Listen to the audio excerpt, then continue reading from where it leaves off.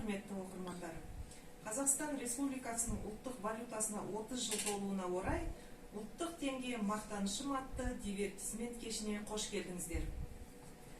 Ел егемендігінің белгісі мемлекеттік рәміздер ғана емес, сонымен қатар ұлттық валютада тәуелсіздік атрибуттарының бірі. Біз бүгінге дейін барлық жетістіктерімізге тәуелсіздіктің арқасында қол жеткіздік. 1991 жыл Кеңес одағының ыдырағаннан кейін әрбір ел тәуелсіздігін жариялап, оның өзінің мемлекеттік рәміздерін қабылдады. Қазақстан өзінің ел таңбасын, туын, әнұранын заңмен бекітті.